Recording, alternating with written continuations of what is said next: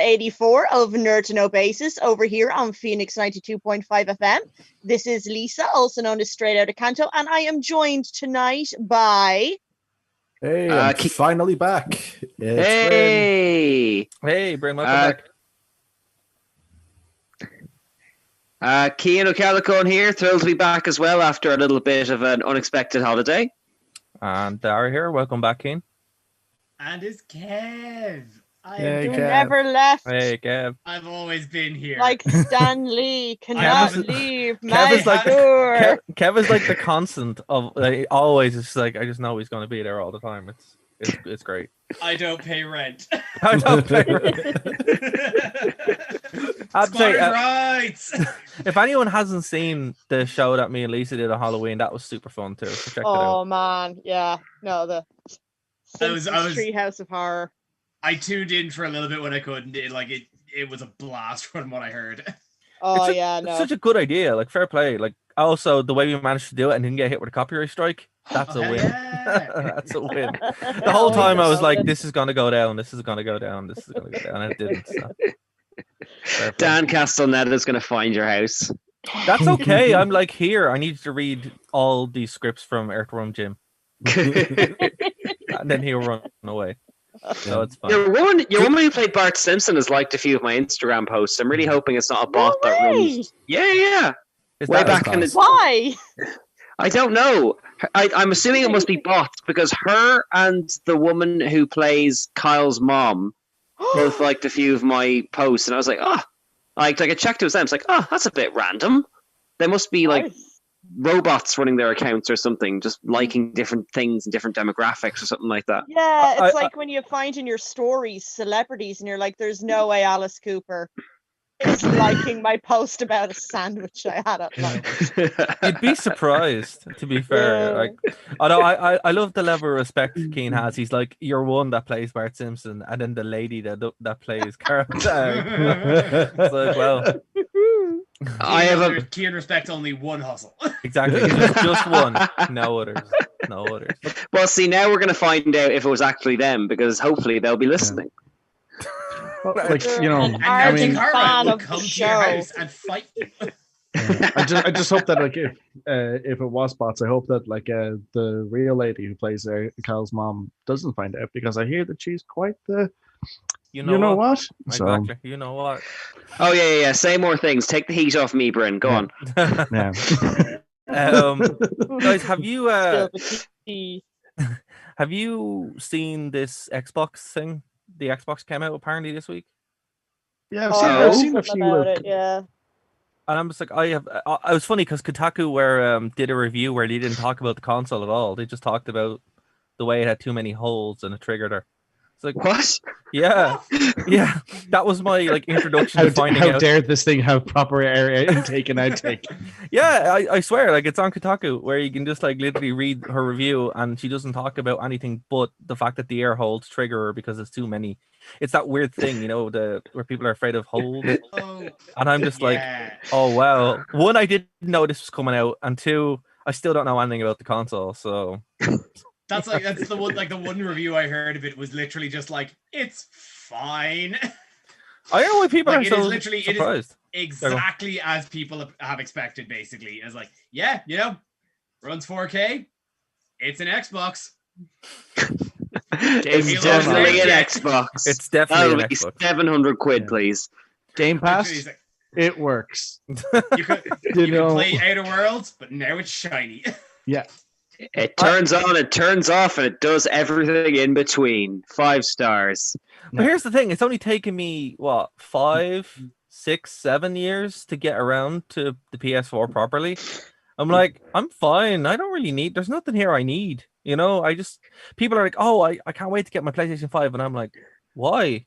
What are you going to play? There's no games. Oh, get in line. The Nintendo Switch is the first console I got since the PSP, the first PSP, and it was a gift. But the Switch makes sense. But the Switch makes sense at least. It has games. Yeah. It's like there's stuff they're to do on it. Not good, but they're still there. Don't forget that at launch you had Breath of the Wild, admittedly, and 1-2 Switch, and that was it. Yeah, but at launch though of the Xbox, you get nothing. Yeah, it's fair. Like, No, I'm it's not like saying this- Xbox are better. I'm just Yeah, saying, it's like, like you know, launch windows are never ideal. Yeah, that's fair. Yeah. I will give you that. I'm just Yeah. kind of like, you guys can wait the couple of months and get it next year. Like, Well, it's funny. I was on a. I'm not going to name the toy purveyor, local toy purveyor Facebook page, and people were like looking for. Parents were giving out about the Xbox. Oh, I stuff. saw that. That And came up Oh, it's on so my funny. news feed, and I'm like, So why funny. is Dara commenting on the? And it was the funniest thing, and it was really funny because I don't think you expected people who knew you to see it. Oh no, I don't care. What? Sorry, can we roll back a bit? What happened here? I fully expect people to see my comments, which is why I'm like, I'm just going to troll. So, It was so funny. It was just so funny. I didn't know whether to say anything or not, but Oh, I no. thought it was Okay, well, hilarious. Lisa, you can tell the story because you know. Which console was it? Was it the new Xbox or something? Or Yeah, the it was the new PS5 or Xbox or something? PS5 or something like that. Yeah, and yeah. I So just yeah, I was minding my own business on the internet one day, and this post for Smiths comes up, and it was actually a sponsored post about like the new Xbox or PS5 or something, and it's nothing but parents complaining about trying to order a new XP5 or whatever, and complaining because the website kept crashing. And I'm just there scrolling, and they're like, oh, this is awful. This is a disgrace. My little blah, blah won't get this on Christmas Day now. You've ruined Christmas Day, Karens Smith. everywhere. Karens everywhere. And then there's just Dara trolling that's just all GameStop of them flashbacks for me. underneath explaining how the internet works to them. And I'm just there like, and he's just, and you can't fault his logic, but it's just so unwanted by the Karens of the chat. It's hilarious. basically they were upset that they DDoSed the website, and I'm like, you do understand this is what happens when thousands of people go to a 90 website. Yeah, It's like 100,000 people all click on the same website at the same it's time. like it's going to happen, and then I was like, listen, Timmy can still play Fortnite on the PS4. You're fine. Yeah, you know, it's just like, but yeah, it's I don't understand because obviously I'm not a parent. Two people in this group are, so maybe you guys will know in time. But I'm just like, but okay. Three? Who has it? Oh well, of humans. Lisa. Are you going to get the Xbox 5 or whatever for your hamsters? Exactly. That's the thing. Are they... Does Kevin urge for Fortnite? That's the thing. That's the real question. Oh, hold on. Does Kevin understand how to play Fortnite? Because I still don't. I still haven't got through the main menu. I have like 3 schools on this, Dara.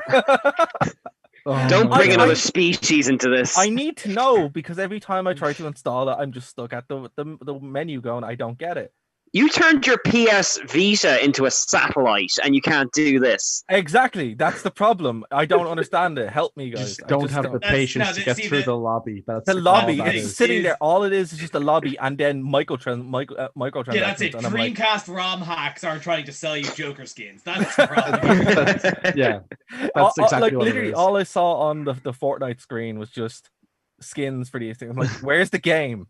But I just want to play the game, and then I got. How do I get in here and shoot 12-year-olds? Please tell me. Exactly. Do you ever see I really feel like this is what people were like, what adults were like talking about Pokemon when I was a child. Where they're just like talking about the blatant consumerism of it all. They're just like, the professor's telling me not to go into the long grass, and then the game ends, and I don't know what I'm doing wrong. Hey Timmy, did you catch Pikachu?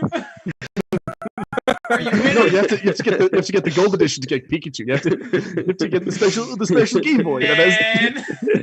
See, here's the thing. I think South Park did it the best with my favorite shoe. My favorite shoe. I have to say, a sad week this week because J-Con was supposed to be this week, guys. Yeah, heartbreaking. Heartbreaking.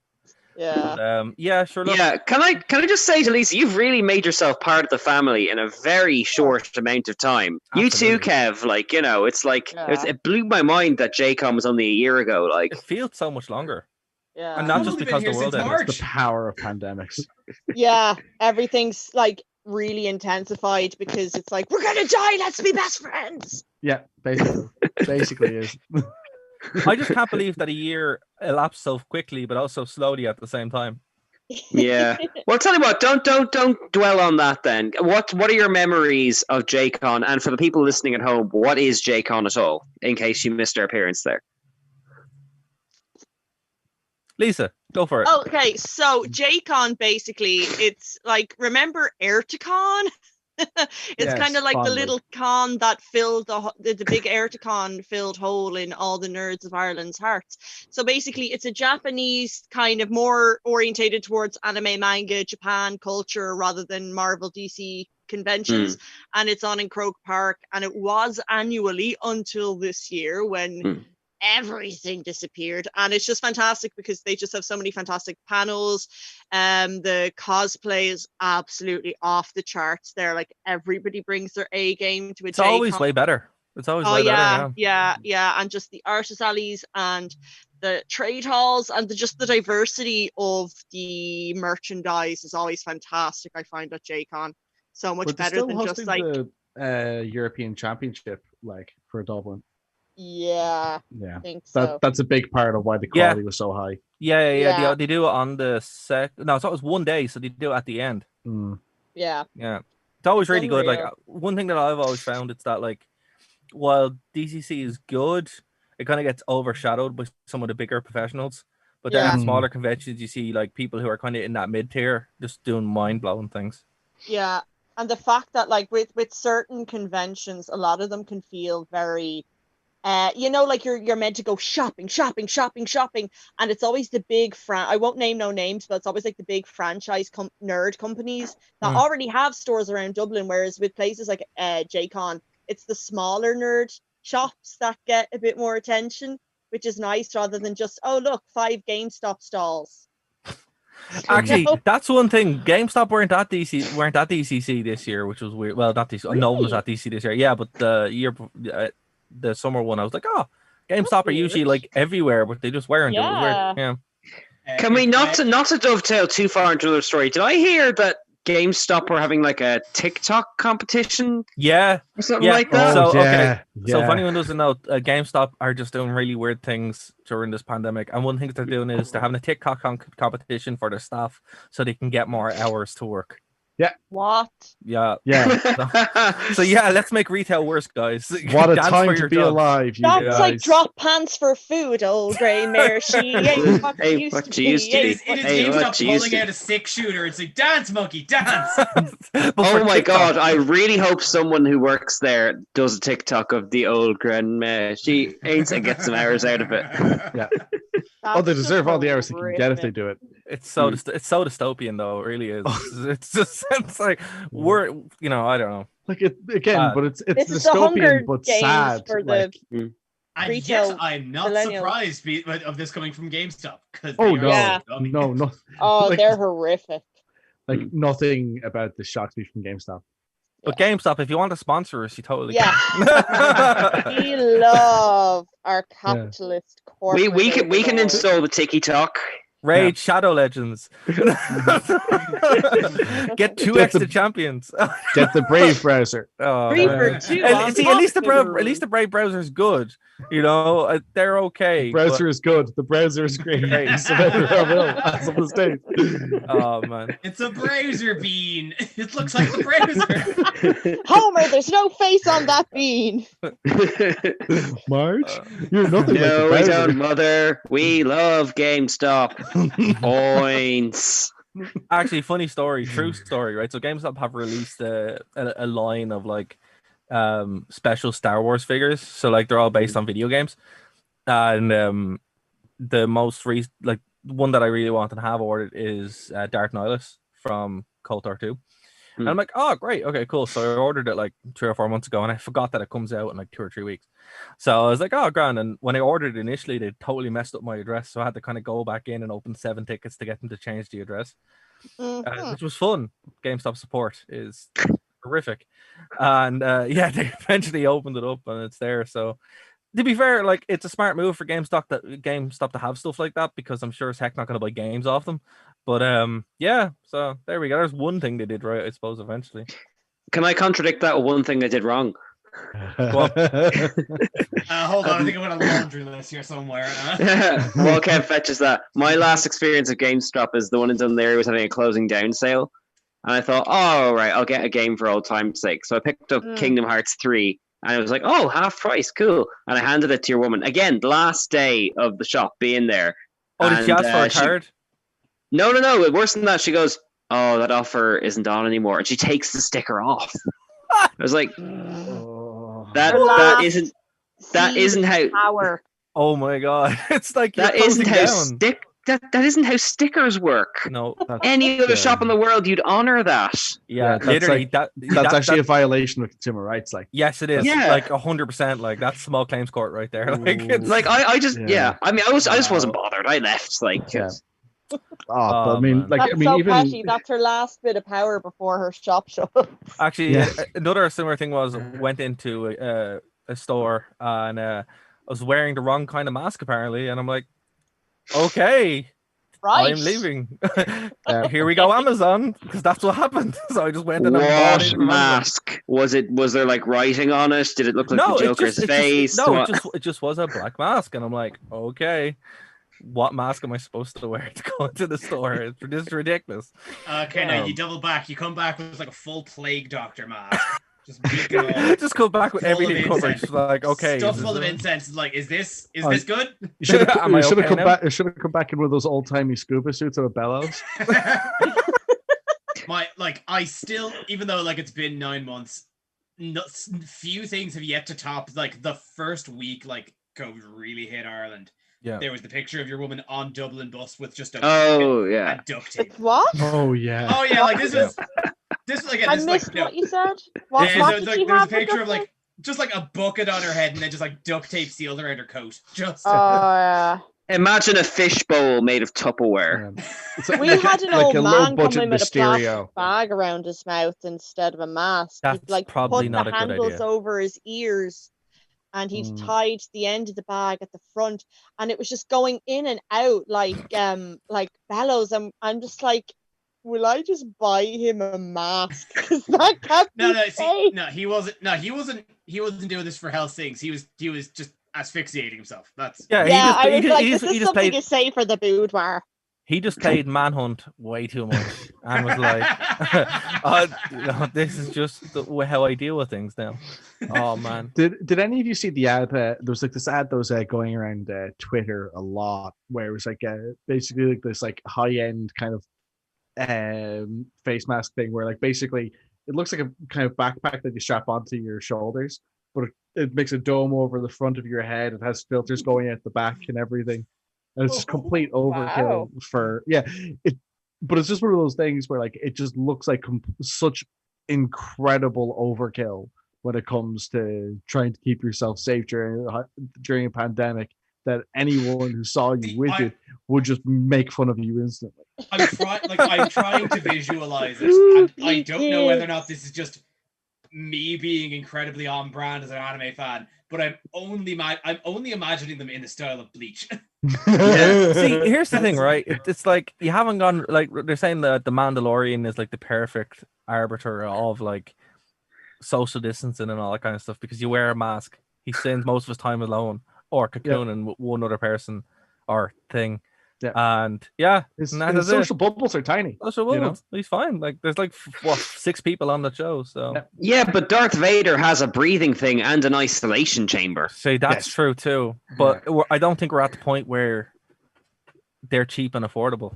No. Yeah, I'm looking forward to having like the buttons he has on his chest.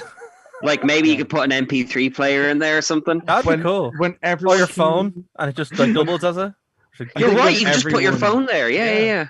I think we get to a point where everyone can afford a respirator. We're doing really well, That's true. N95 masks though are like 30 quid on Amazon, so that's where I got mine.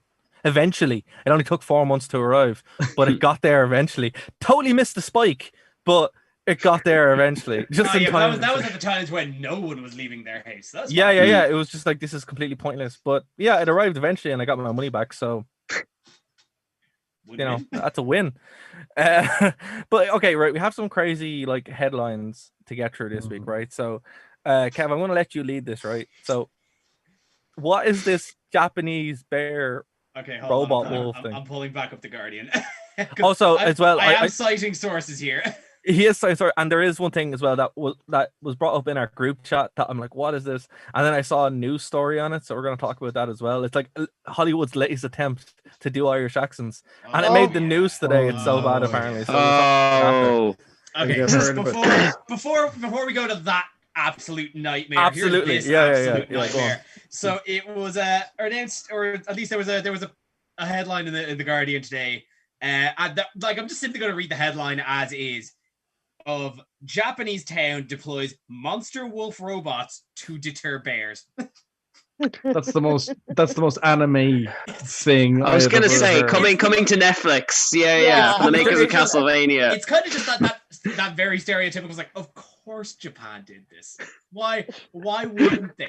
But like, to be fair, it's literally like, it's grounded in a lot of fact because there are like rogue bears wandering Hokkaido. That's kind of a known thing, and they said. It's like, there has been actual, like, almost fatal attacks for bears. So they need a deterrent. But their deterrent is robots. Their deterrent, and the thing is, right? So it's like, it's a wolf. It's like a wolf robot with red flashing lights. It looks like a little bit more high-tech version of those, like, €2 shop Halloween decorations. Like the motion sensor where they just kind of like flapping their arms and flashing lights and making spooky noises. Oh my god, this was in The Simpsons. This is basically an anime adaptation of when the bear with the reindeers. From The Simpsons. Yeah. No, with the reindeer. Where yes, the Japanese reindeer. Yes, the Japanese Santa. Zap. That's what this is. He's gift-giving, man. He lives on the moon. That's literally what this is. That is literally the last episode. That's the last episode we haven't actually talked about since our sentence. Oh, wow. Okay, yeah, we need to get back to that. Nerds to know eventually. That's what it is. Yeah. Actually, I've been on for 6 weeks, but I'm glad to know that we still haven't progressed further on season. Of course, we keep meaning to, but then my internet blew up and everything went to hell. So. As wild as the story starts, again, it's like if you actually look at the the video and the pictures thing, it just looks like a €2 shop road UV like Halloween decoration. But it's deterring bears. Listen, I'm not saying it's not effective. But you can reason with bears. You can't reason with robots, Yeah. Well, it can. It's just very difficult. Once you program for the 3 laws of robotics, you're fine. Yeah. But hopefully Japan just realizes that it wasn't bears, it's actually immigrants. Even when it was the bears, it was immigrants. I let the bears pay the bear tax. I pay the Homer tax. Homeowner tax. So is there like an Attack on Titan connection here? How frequently do bears attack local populations? A lot, as apparently. Frequently as bears probably would. Yeah. I mean, like, okay, things that are bigger than other things tend to attack those smaller things. Bears, big. But here's the thing: do bears like Mr. Sparkle bigger? Here's the thing: it's like Japan's been around a couple of thousand years and they haven't figured out to stop the bears. Like, I don't know. I'm like, it's. Look, Dan, all I'll say is, if your response to a problem is build a robot for it, the problem's been around a while. But see, that's the bit that I'm like, you guys didn't have a solution already that didn't involve robots? Okay. Like, I'm not saying robots don't work. I'm going to say this is probably realistically an increasing issue, perhaps due to deforestation, and also waste and stuff like that, because it's the same in America, because bears come down from the mountains like in California because they're attracted by in Florida too. What if the bears want manga and foxes we just don't understand? Or they're like, I just want to watch the latest episode of my favorite anime and you're not being cool. What if the bears just want to host talk shows? Absolutely. Like Gentle Ben. Gentle Ben. Ben, no.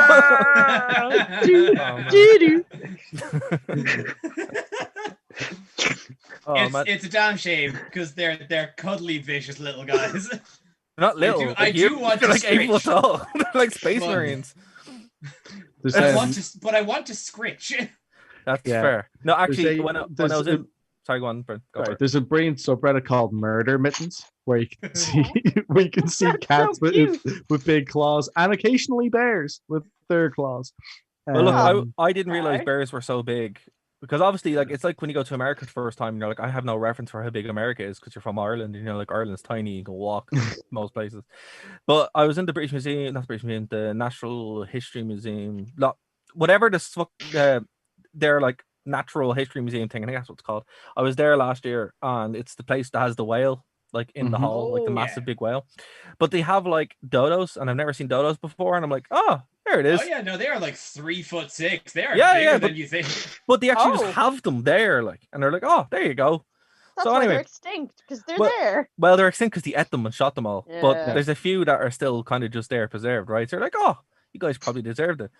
Because apparently they taste really good. But anyway, imagine they tasted too good. Poor, tiny, helpless little fledgling birds who were killed by the evil men, you know? Imagine dodo pizza, though. Maybe. Imagine that.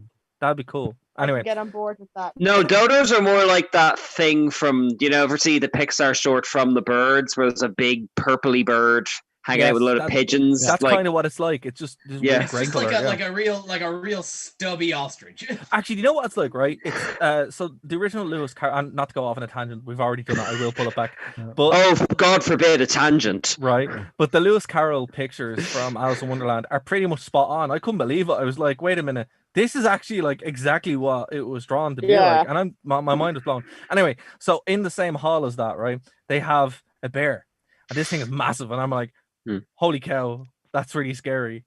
So yeah, you know what? I understand building robots for that. Yeah. Because it's just like, all right. But here's the thing: if I was there in a bear attack, I'm like, here's some manga, and then I'd run away. Yeah, let's admire, like, South Park, the Americans go, it's coming right for us, and for Japan it's like, get the mechs. The mechs. There's a bit of like escalation there, all right, but I don't know, they did just build a full-size Gundam as well that moves. Yeah, for the bears. For the bears. I don't think they're related. By a bear. I don't think they're related. But how do you know them? I don't know it, but I think it's eventually when Godzilla shows up. And what I'm saying is, I think me and Bryn have some insider info that maybe you don't. Well, see, I'm just like, it's 2020, and I'm like, listen, they did kind of say a lot about Godzilla, and they're like, listen, we warned you, so it wasn't just a movie. It's coming. But they can't say that. Training manual. It was exactly, it's like, here's why we built this. But anyway, look, I mean, like, always, like having Gundams that fight against bears is all we need to make this sad dystopia turn into a bit more of a fun dystopia. So I mean, it's a bit close to Neon Genesis Evangelion for me. Like, it's that. We're getting too close to that to begin with. I think we all need just a little bit more psychosexual thriller in our lives. Yeah, there's a distinct lack of nuclear. Well, Fukushima is there, but it's there's a distinct lack of that in this story. So yeah, you're right, Jared. Fukushima sure is there. Yeah, it is. I agree. Nuclear power or robot wolves. That's what we need. This could all happen. This could all be human a thing. Brains transplanted into them, because why not? It's pronounced nuclear. Nuclear. Okay, right. So I have a question before we get into the horribleness of what we're going to talk about. Pride and Prejudice and Austin Arenas. What is this? Who wrote this? This was just me fishing, like when we were kind of fishing for topics. The most out of left field thing I've done all week was sat down and watched the entirety of the 1995 Pride and Prejudice BBC series. The one with Colin Firth. Oh my God, that's amazing. And that's the thing. I have never had any sort of exposure to like anything Jane Austen or anything Bronte. Just not really my wheelhouse. Sat down. Thoroughly enjoyable. It's amazing. It is 6 hours of just posh people just full on sassing each other.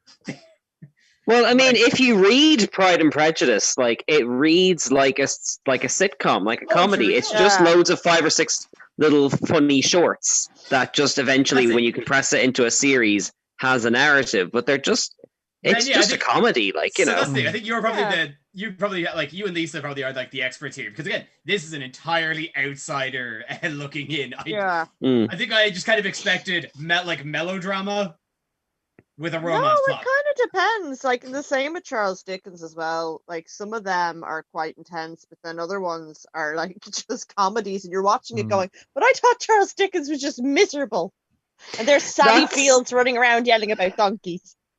That's just it. And actually, it's like Sherlock Holmes is another one like that, where it's because we've seen so many films and TV shows where that's the tone. You assume the books are that way too, but the books usually like are light and have jokes and all that kind of stuff. Yeah. And Sense and Sensibility would be heavier than Pride and Prejudice. Yeah, but that doesn't mean they're all Downton Abbey, like coming in the windows. Gosh, to be terrible, that kind of thing, you know. But I suppose it's kind of like any media that like takes on a life of its own, where it's like it's given established tones. Like I think the best thing to do is like Batman. Everybody assumes Batman's one specific way, and then when it changed, it's not. So yeah, that's. That's a really good example. Yeah, this is absolutely one of our podcasts because Dara managed to veer a talk about Pride and Prejudice. I didn't bring Batman. Absolutely. You haven't brought Batman in ages. Come on, guys. But yeah, like it's just, I don't other than just kind of like to say I actually do thoroughly recommend it. A lot more like I like a lot more feminist forward as well. Like comparatively, I suppose for kind of what. Yeah, it was written by the Brontes. Like written by no, this is Austen. Oh, Austen, sorry, but the Brontes are the same. But the Austen and Bronte very progressive, like especially for their time. Like, I think but me and my girlfriend just could not stop laughing. I think it's at the end, like the first episode where Mr. Darcy professes his love to Elizabeth out of nowhere, and she just spends about 5 straight verses just smacking him down in every conceivable way. He's like just like tearing him apart. It's wonderful. And then like just there's like when a scandal, not to spoil parts of Pride and Prejudice, but like when there's a scandal. It's a several 100-year-old book, Kev. I think the spoiler ship has sailed. €3.50 and Eason's near you. Well, like, or you could just download it. Only. It's in the public domain. I think spoiler warning is no longer required. when like the youngest daughter runs off with the soldier and doesn't marry him, the mother is just so distraught and so like 110% beyond extra that she just lies in her room in her pajamas and screams like, But see, I think I don't know why, but based off of that performance, Kev, all I can imagine is Michael Palin doing that. It's not terribly far off. I've watched way too much Monty Python recently, so that might be affecting it. I think a lot of the way that's written, it's so ridiculous that one thing that's weird, right, with history in general is like you forget that people are people. And then once you kind of like, even it happens all the time. Like one of the great things about doing classics in general is it breaks down that wall where you're like, oh, you weren't all, the Romans weren't all sitting there in thrones and things. They were just literally the same, just without iPhones. So then you find really funny things like little jokes or whatever they write, or just really petty things. You're like, wow, this is Twitter. This is Twitter, like, and it's kind of funny. Was drawing dicks on this wall for thousands of years. Oh, well, they invented that. I think like one of the things like the stuff that gets preserved is all like the real high class stuff, and then when you drop down, you're like, wait, they were just normal. So with this kind of stuff, I think a lot of it was probably just them making fun of how ridiculous it can be, and that kind of got preserved in the narrative. And then when we find later on, we're like, oh, okay, it's like the equivalent of someone finding like the worst Netflix show you can find that takes stuff ridiculous based in modern time and being like, oh no, this is what it was like.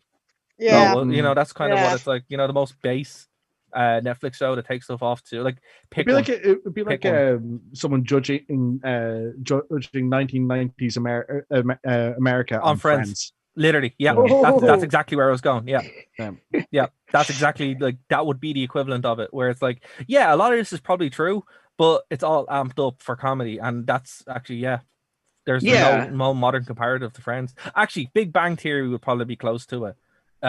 Judging unfortunately, that would kind of be the same thing.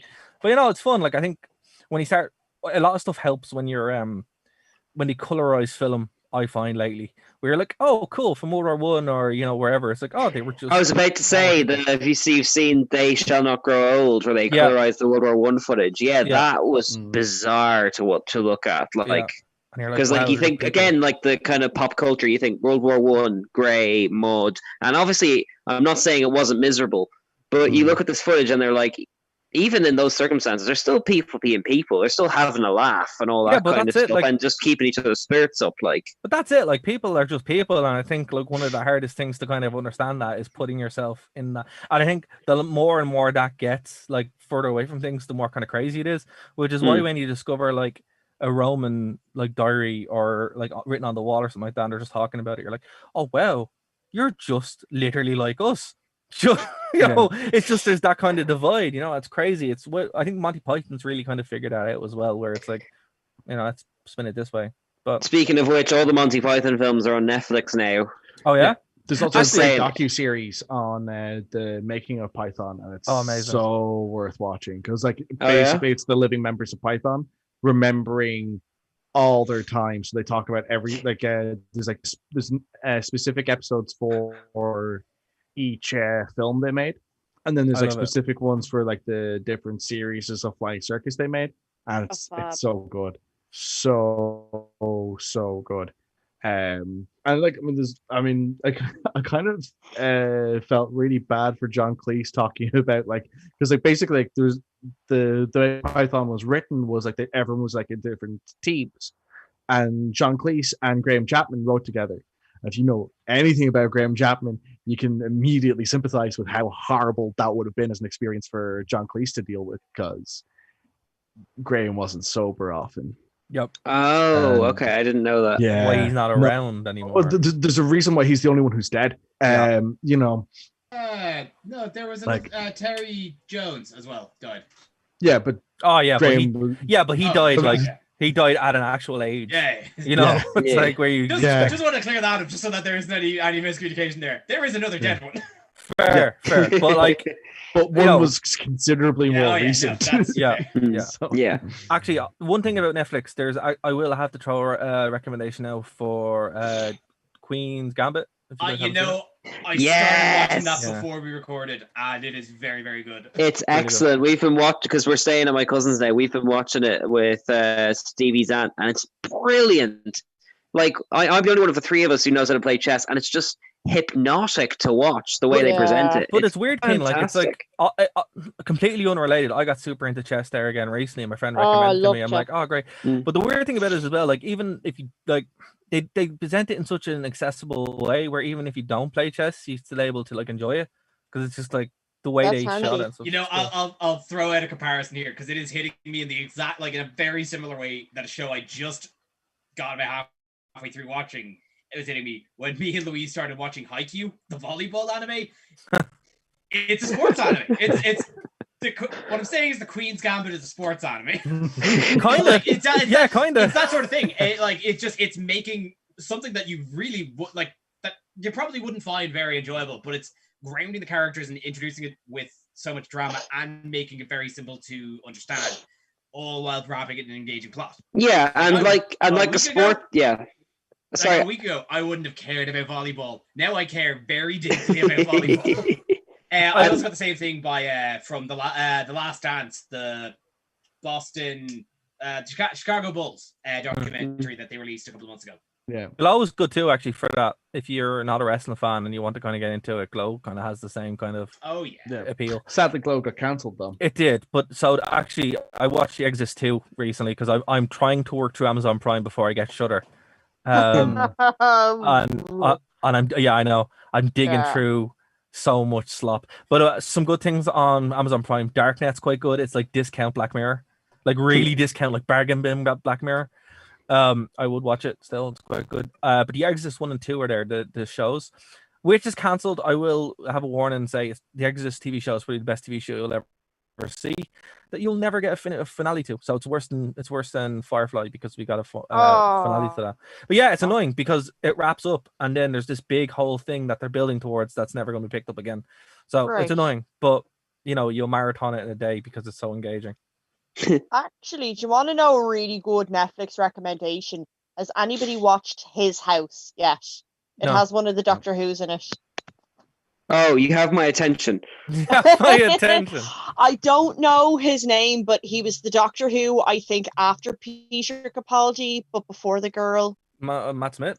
Yeah, he's in it. So basically, it's a What's horror it called? movie. His House? His House. It's an English horror movie. It's an indie horror from this year. It's just been released. Yeah, It's huge at the see it minute. here. It's about these Sudanese refugees who get asylum granted to them in England, and the house they're given is haunted, but they're also being like racialized against. So you're there trying to work out, is the war in Sudan, being a refugee, the scary thing? Is living in a haunted house the scary thing? Is being pursued by racists and bureaucracy the scary thing? And it's actually just really interesting to see as well. And it just, no other way to say it, but it's nice to see black people with black people problems in a show on Netflix where you're like, this is such a different, fresh perspective about something like refugees and stuff that's just such a real problem and happens every day. Do you know what I mean? I mean that in the like, that came out so wrong, but it's just such, and it's such a good horror.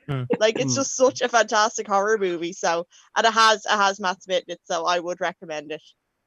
Excellent. I've been noticing he's been doing a lot of little indie things. Like I think he did one with Keira Knightley for Amazon Prime recently. It's because he keeps getting screwed out of heavy movies, and every franchise he gets put on dies like overnight. No, he wasn't even he was cast, shot stuff for Star Wars, and they immediately cut him out. It's like, come on, dude. Oh. Terminator, same thing. He shaves his head for Terminator. I will say, like, he has been going ham on just like, I think after Doctor Who, he definitely wanted to get away from like any sort of a typecasting. I remember the first headline I heard about him after his Doctor Who stint was that he was leading a Broadway version of American Psycho. Oh wow! Oh, that was supposed to be great. Oh wow! And that's just like, okay, yeah, you've broken out of that mold, I guess. The first thing I heard of... Sorry, King Kong. No. Sorry, the first thing I heard him in was that, who's that actor who was everywhere, who was in Drive for a while? Ryan Gosling. Ryan Gosling, he was in the Ryan Gosling thing that got booed out of Cannes. I felt so bad for him because that was his first thing out of Doctor Who. And he like shaved his head for that too and all that kind of stuff. Oh man, he needs to stop shaving his head. That's clearly the problem the jinx, here. Like. So I suppose, speaking of people that definitely need better agents getting them better gigs, let's talk about this Irish movie. Okay, hold on, Colin. Can I just put a thing in that? This isn't an Irish movie. This is an American movie. I could not remember I don't know. This is an IOROISH movie. Yeah, Irish. Listen. Now I saw some references to it, and I'm like, this is probably something got to do with the election or whatever. I don't know. So I'm just like, I just lost interest. But then I saw, then you guys were talking about, I'm like, what is that? And then it was on the news, and I'm like, what? Why is this on the news? And they're like, yeah. So some lad from entertainment.ie was like, they've done it again. And it's like, so basically, it seems like every 15 years, Americans they flirt with this perception that Ireland isn't like it is. And they come out with a bunch of actors doing horrible Irish accents, don't even kind of sound loud. Actually, last time they did it was P.S. I Love You. I think that was the last. Oh yeah. No. The last one was Leap Year, which is It's fascinating. Can I just go on a tangent, please? Oh, absolutely. Sure. Have any of you seen it? No. I saw bits of it by accident one time, but I do a quick. It's Amy Adams and someone. Oh, I'm in. Amy Adams? Yeah. And it's basically, it's a comedy that's about her intending to propose to her boyfriend on the leap year in Ireland because apparently it gives you good luck. Something I'd never heard of anyway. It's going to be terrible. So she tries to go to Ireland and ends up in Wales by accident, somehow gets a boat from Wales to Ireland and ends up miraculously on the other side of it geographically, like somewhere near Roscommon or somewhere like that. And then like if you have even a passing knowledge of Irish geography, like all the places they go, she like zips down to Cork and then up and then down and then to Galway and then this and then she's at the cliffs of Moher again, which is north, but then she's like, and it's like, it's one of those films where Americans think Ireland is a field with a gate. Well, to be fair, some cows. To be fair, Catholics who don't like people who aren't married. They're not wrong, but we resent it. To be fair, a lot of that is true. But like, also Adam Scott's in this. Bryn. Yeah. which is like the cast is quite good. So I'd actually probably enjoy this a great deal. I almost feel embarrassed for Emily Blunt because she is hamming it to a bit. See, Emily Blunt is one of those actors where I'm like, you're really good. Why are you here? You know? Yeah, but let's talk about Like, Jamie Dornan is Irish though. Like you'd think he I don't know how much pull he has on a film set, but you think like they'd look to him for guidance. Like I don't know what his excuse is. You'd hope so, but obviously my theory on this, I know we haven't gotten into the why everyone's freaking out about this, but my theory about this is that sorry, 1 second before you go. The movie's called Wild Mountain Time. So just so people know. Doesn't that just say it all? Yeah. Christopher Walken has the most convincing Irish accent, which is a red flag to begin with. Yeah. That's not a sentence that instills confidence. No. As a movie goer. I have a feeling that this is one that sat on a shelf for a year or two. Like maybe it got made just after 50 Shades, and now that there's no films haven't made in the last year, they're like, try it. Because it Hold doesn't on a second. Emily Blunt has a home in West Cork. Yeah. What? She has no She excuse. can do the accent. She has no excuse. I'm sorry. It's like, you know, I'm sorry. Like, I have no excuse. But how much time do you reckon she spends in that home, Dara? Enough to know that what she's doing isn't an Irish accent. No, I would think so, but obviously not. I did fall down a bit of a Twitter rabbit hole on it. And apparently, because it's based on, I don't know if play. It's the same name. It's a play on the same name. Yeah, it is to play the same name. Yeah, because apparently it is like performances of the play are very amped up to ridiculous degrees. Still very much like Irish. So there could be a bit of playing around with that. Doesn't make it good. Yeah, but like you could the Abbey did like a few years ago did a production like that called Aaron a Pogue where they made it so big that like when an Irish person jumped, they literally jumped 5 feet in the air, and like someone had a sheep puppet under their arm. You can make the big thing funny on purpose. I don't think that's what this is. Yeah, I don't think that's what this is either. I think this is an earnest approach to this source material, and they're completely just missing the mark again. I am in fact doing research on the fly here, and I did look up the director, John Patrick Shanley, American. Oh, of course. You don't say. Of course. He's probably a quarter Irish from the on his O'Mahony grandmother's Chanleys. side. I have never heard of any of his stuff. His highest rated one is Doubt, a movie with with Meryl Streep and Philip Seymour Hoffman. Yeah, that was okay. That was pretty good. Yeah. One thing that just popped into my head is: do you think this is that this director might have fallen into the same trap the director from Troll 2 did, where he thought he knew more about how Irish people behave than Irish people? Which is it's like for context, like in Troll 2, it was an Italian director who thought he knew how Americans behaved better than the American actors that were on See, set. here's the thing, though, right? Oh, he wrote it live. Oh man, he actually wrote some decent movies here. Mm. Anyway, no, look, what I think happened is it's this because Irish English and Americans are a lot easier to kind of get a read on because we consume so much more of the culture, and so much of the culture's out there. With Irish, it's like there's so much assumed, and we're so similar to both English and Americans, but we're our own distinct thing. That's really hard to miss, and it's rooted in subtlety.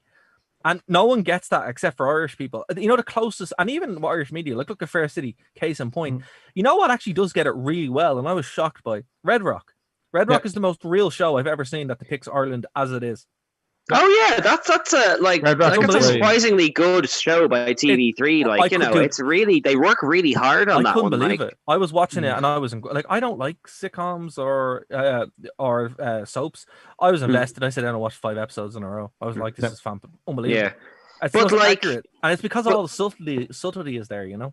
But you raise a good point, Dara, because there is. I mean, I know we don't put out things as much as like America or the UK, but there has been a decent amount of good Irish film and TV content in the past few years. You've got comedies, you've got Derry Girls, films, you've got all the Letty Abrahamson things. I do find that a lot of our comedy, like a lot of stuff that comes from very Irish places, has been co-opted by the BBC. I agree. Yeah.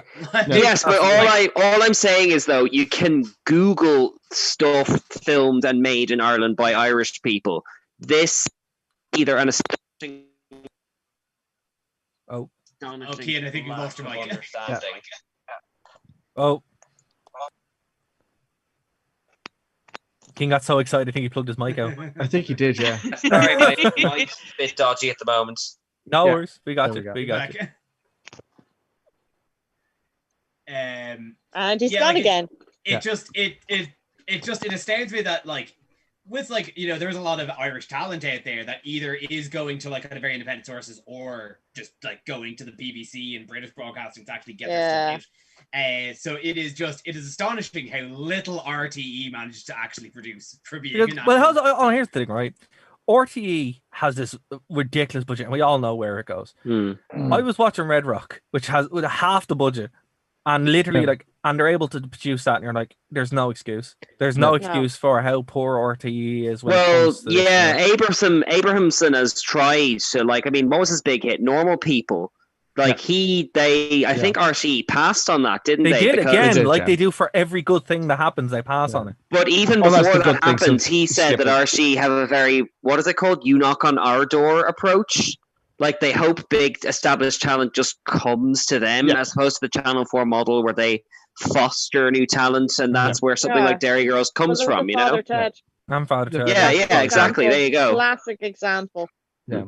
Because like the guys from Father Ted, they didn't even go to RTE because they were just like, well, what's the point? Like the saddest, actually, I've got a recent RTE story that's like kind of personal. The saddest thing I have is I won't name them, but a friend of mine was working on a comedy show, being potentially a pilot for an RTE show to go out on RTE, and they said they did the pilot and it went really well, and an insider told them it's either going to be this show or something they're giving to an influencer.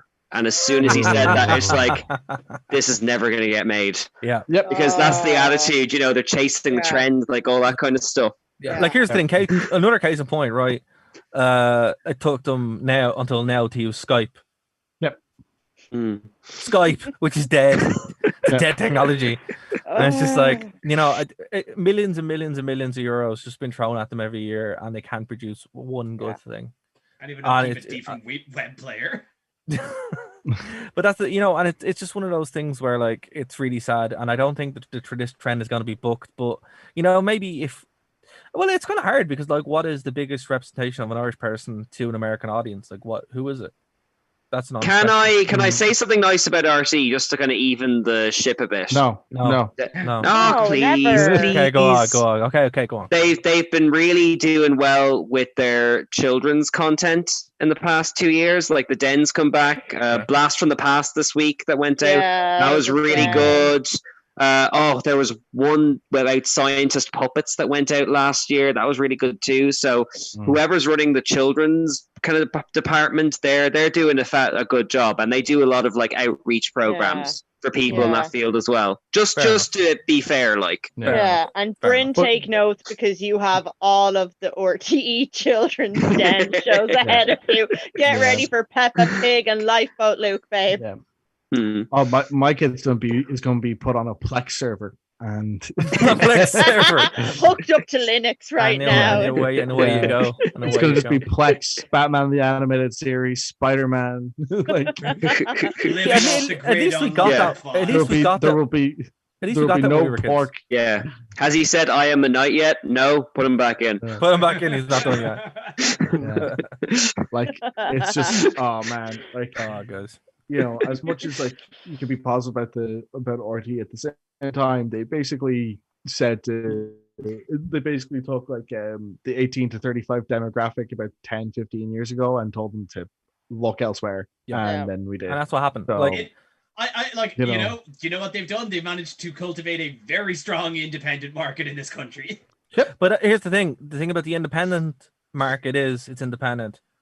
Yeah. And most Americans, no matter how much hipsters they are, they're only going to look so far, and that's the truth of it. It's like the whole hipsters in America want to look at Korea and Japan. They're not looking. But dude, they're not looking this way. The best way I can put it, it's like the music scene in Ireland is the same, the theater scene is the same, the author, anything creative. It's like Ireland is just too small, and that's the way it is. I don't know if I agree though. At once upon a time. he had a really good comedy lineup like 10 years ago. He did. And then that was and then it. they changed commissioner, and because he didn't make those shows, he axed them all. Yeah, but like it doesn't take a lot to point a camera at a comedian or give them like a Blizzard of Odd type TV show. It's not hard. It takes belief and it takes backing, and neither of those things are coming from and Ireland. then anyone that kind of gets above a certain like pay grade and is like, okay, I'm doing well. Yeah, time to get in the boat across to England. Exactly. Matter was like Dara O'Brien was happy to come back and work with the RT because he had for many years. Yeah, and then as soon as the commissioner didn't feel like he was worth the money he stayed in the UK. Yep, and that's what happens. It's like anyone of note works for BBC. That's how we lost Graham Norton. He's English now. And I think he's no longer Irish. It speaks absolute volumes when the BBC are more desirable of a broadcaster to work for. Yeah. Yeah, and then the RT are like, oh, why are we struggling to find viewers? Because you produce garbage, and there's nothing good. So it's like the best thing to watch on RT is the occasional movie. Like I watched Gone Girl yesterday, and I couldn't believe it was on RT. I was in shock, and I'm like, oh wow, this is actually pretty good job, guys. Occasionally they make a good doc, but that's about it. And I like the Angelus. Who else did X-rated and read the good DVD? Yeah, I don't know. To be fair, I will have to say, and that's a topic for another day. Maybe the nostalgia of going to a video store, because we have reached. I know. I'm gonna leave it there. Next week, maybe we'll pick it up. We've reached the end of the show, guys. This flew in. This was really quick. Yeah, this is great. God, we didn't even get to the plot of the Irish movie. There is no plot. It's terrible. I watched it 3 times to prep for this, and I was so distracted every time that I couldn't absorb it. That's fair. That's pretty much what your man for entertainment.ie said as well. So he just said I couldn't take any of it seriously. It's like, I don't think anyone can. For everyone listening to this now, if you're curious about what the film is, all you really need to know is as bad as the Irish accents are, it's still not going to be as entertaining to watch as watching Fatal Deviation again. So go watch Fatal Deviation on YouTube because it's good fun seeing Michael Graham in the 90s and trim and terrible martial arts. Terrible. Like there's Rawhead Red, whatever that movie. That's Rawhead Rex. Yeah, Rawhead Rex. Yeah, that actually is more of an Irish movie than anything else. And that's true. That was in Ireland. And shout out to the Phil Arms and Hog guys as well, who essentially made this trailer back in 2015, beat for beat. Which is the most damning thing you can say about the originality of this movie, at least as far as the trailer goes. Absolutely. Guys, is there anything you want to plug before we wrap up today? Will I go? Yep, absolutely. Okay, I'm still with Geek Ireland, and I'm now, because I just hate free time apparently, I am now reviewing both Star Trek Discovery and The Mandalorian on a weekly basis. So if you're looking for some feedback on those shows, give the reviews a read, and thank you very much in advance for that. Okay, Bryn? So the next episode of Tech Takeover is still in the works because surprisingly having a kid is tiring. So wait till they start walking. Oh no, I'm terrified of crawling. Walking is just a nightmare waiting to happen. Does your house have hamster ball? Is what I'm thinking. Does your house have stairs? Those have stairs. Those have stairs. Yeah, which is why I'm thinking hamster ball. Yes. I think someone on this panel can hook you up. I'll custom make you a baby-sized hamster ball. Throw in a hamster with it. No, so basically what you're saying, son alone. So what you're saying, Bryn, is watch the feed. It will be announced when it happens. Oh yeah, absolutely. Yeah. Okay. Kev, what would you like to our newest episode of Anime Crash Course went up there the other week. Nozaki-kun. It was a hilarious episode on Monthly Girls Nozaki-kun. Very, very fun. Had a blast. And you can also find me over on Twitch every Tuesday evening on my friend Connor Rain's Twitch channel, where I run a D&D game, which we have now named the campaign The Odyssey of This Bish. Oh, nice. Fantastic. I'm so glad this went out at 5 o'clock, so you could say that. And hey, BISH, it's fine. Yeah. To clarify. And Lisa? Yeah, so the full back catalogue of Straight Outta Canto podcast radio show episodes is up on the Nerd to Know Media site. And there's also the Straight Outta Canto blog over on blogger.com, where I do all my extremity horror, Asian cult cinema, weird deviant reviews. I also write for the Uray, which is an international Japanese J-horror resort site, and I'm also back working for Christmas FM this year. So she's busier than all of us, guys. She really does put us all to shame. Hey Lisa, aren't you supposed to be like doing literally everything else right now? Yeah. Well, there's also the Straight Outta Canto book that will be out in time for Christmas, I swear. Yes. Book? And I'm writing the forward for it. You are. That's pretty cool. That's pretty cool. Now, you guys, if you haven't already, go over to Nerd to Know Media, get all our content there. Web design coming up soon, all that good stuff. Spotify, Facebook, Twitter, all that stuff. We'll be back next week because my internet works. So we'll see you later, guys. All hail the nerd. Bye.